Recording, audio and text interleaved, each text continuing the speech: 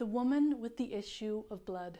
Wow, what a claim to fame. We don't even know her name. Maybe it was Rachel or Mary. It was probably Mary. Everyone was called that.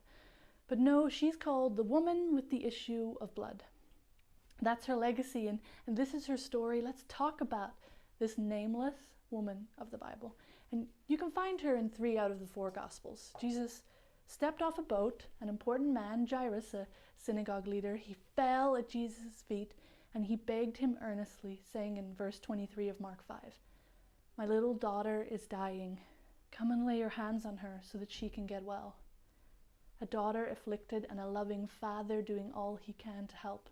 So Jesus went with them, with a large crowd in tow. Now this is where the woman with the issue of blood enters the story. Verse 25 describes her as the following. Now a woman suffering from bleeding for 12 years had endured much under many doctors. She had spent everything she had. She was not helped at all. On the contrary, she became worse. She was at the end of herself. And after having heard about Jesus today she came with faith. Today she had the faith to think that if I just touch the edge of his clothes, I'll be made well. She'd heard of Jesus, she knew what he could do, and she had the faith to think that he could change her story. It started with a thought.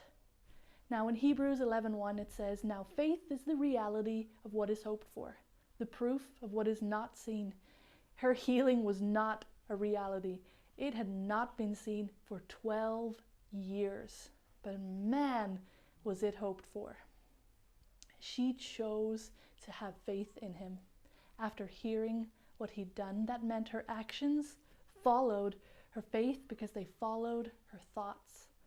Today, is there some part of your life that needs a drastic change? Have you been afflicted for many years? Is there some part that you can choose to have the faith to think that he could change? Today, let's have the faith to think he can.